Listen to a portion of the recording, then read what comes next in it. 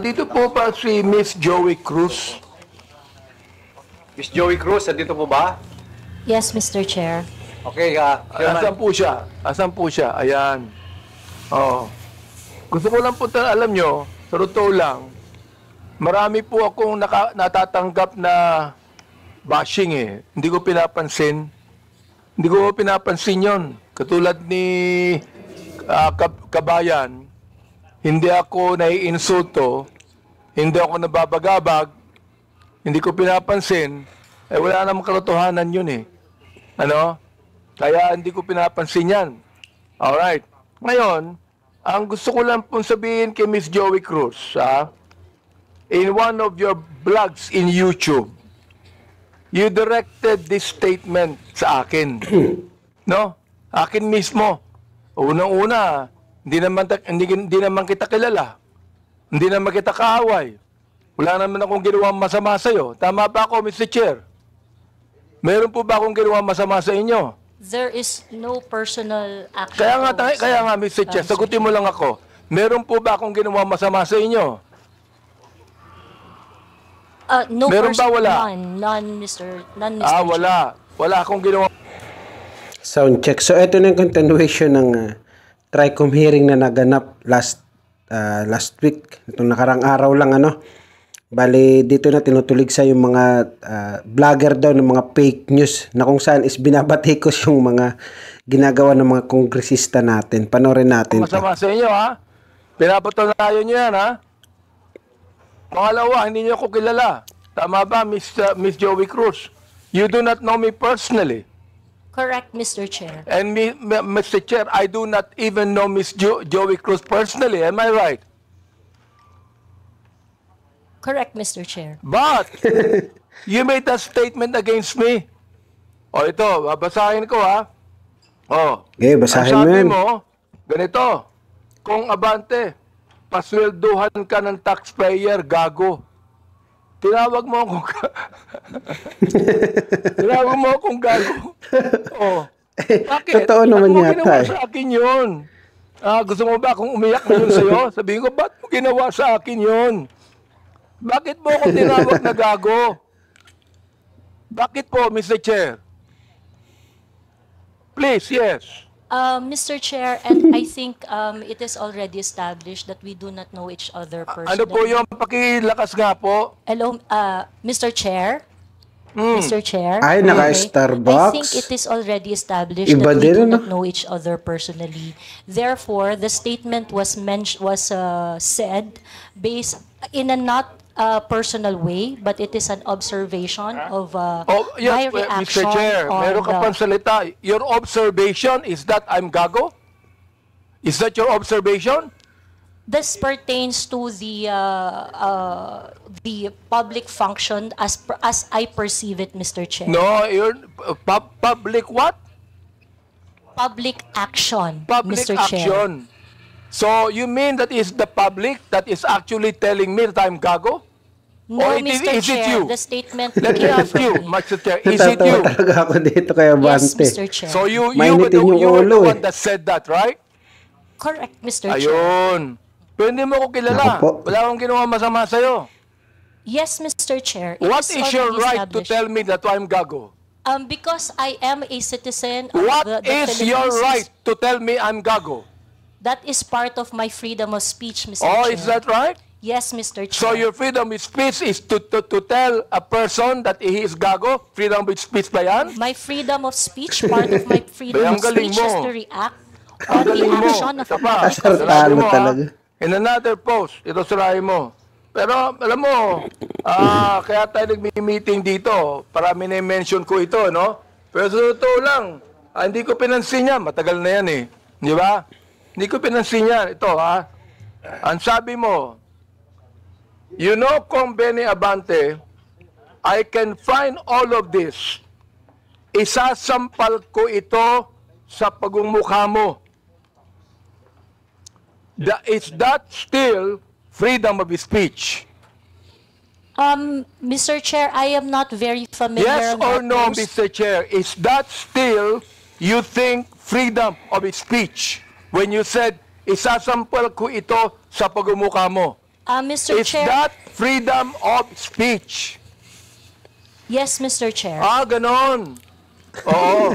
So, ibig sabihin, ganito, Talo na naman. if I tell you right now, sasampaling kita, freedom of speech yan. That's part of your freedom, Mr. Chair. Pag sinampal kita, hindi na freedom of speech yan. Of course, sir. It's a Ay, hindi verdict na. already.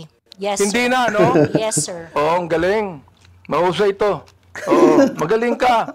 Oo. Ang sabi mo, Ako I'm po. going to be Hindi ko masabi to, Mr. Chair.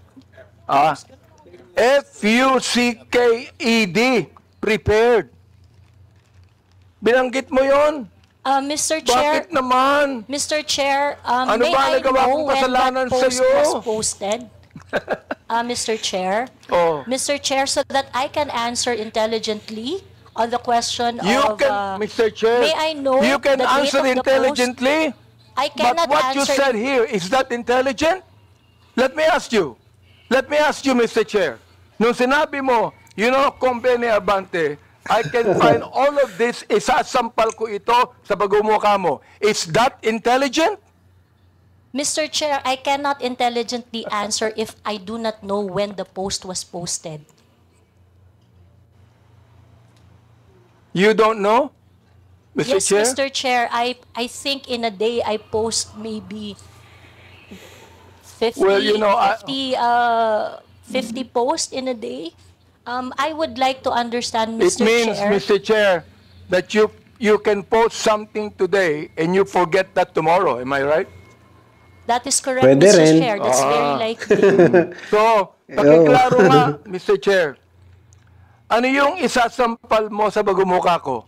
That is why, Mr. Chair, for me to intelligently answer your question, I need to know when it was posted. Well, we are Asartalo. going to Asartalo talaga to si the Abante. day Ano? when this was said. Thank you, Mr. You would Chair. be able to know. Thank you. Kaya pinapa-confirm ko lang yung statement na yan eh.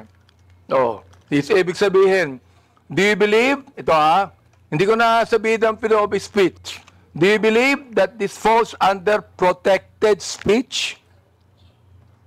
I'm so sorry, Mr. Chair. May you please repeat Do the you question? believe that this falls under protected speech? Mr. Chair, like I said earlier, I would like to know first the context of the post.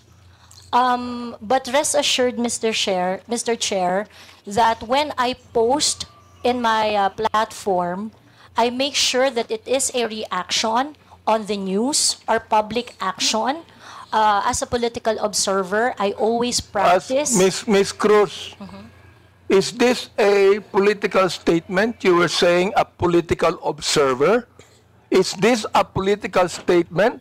Do you believe that using profanities, insults, and malicious accusations online represent fair and respectful, intelligent discourse? Except, Galit na talaga si Abante as dito part eh. of your statement, Nako Mr. po. Chair, the malicious imputation you said, I accept that. The rest that you said, yes, it is part of the healthy public It discourse. is Tapang part of sumagot. what, Mr. Chair? Healthy public discourse. Therefore, pag binanggit natin using profanities, insults, and malicious accusations, that is, anong tawag mo doon? Part health- of the healthy discourse, Mr. Chair. Healthy discourse. Healthy discourse ba yon? Yung Yes, Mr. profanities, Chair. Yes, Mr. Chair. insults, and malicious statements, healthy discourse sa'yo yon. Yes, Mr. And that's Chair. the reason why, Mr. Chair, that we should now actually craft a legislation to put a stop to Miss Joey Cruz, who seemed to be intelligent, and a woman using profanities, malicious insults, saying it is healthy. Tinatawanan lang siya. No. Yes, Mr. Chair, Kawawa I ka dito, stand by my Abante. statement. Everything you said, except the malicious imputation, which I do not do, is part of a healthy public Magaling discourse. ito, It is magaling. part of my freedom of speech. In fact, it is recognized under the Universal Declaration of Human Rights Act that I It should is be able recognized to where? express my opinion without Miss interference. Joey Cruz, I am the chairman of the Committee on Human Rights, and this is not recognized. Profanities, insults, and malicious words are violation of human rights. You violated my human rights. Nako po. Mr. Chairman, Mr. Chairman, Mr. Chairman, may I inquire, sino po yung sa tabi ni no resource person? Please identify yourself. Are you the lawyer of Yes, Your Ms. Honor. Cruz? I'm Attorney Mark Anthony Manuel. I'm the counsel for Ms. Cruz, Your Honor. Have you entered your appearance here?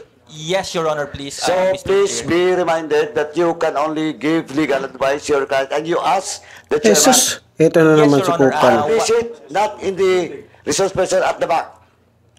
You are not allowed To to the sit rescue na naman. at the back. You sit at the back. Yes, Mr. Lawyers are not allowed to sit beside the resource persons.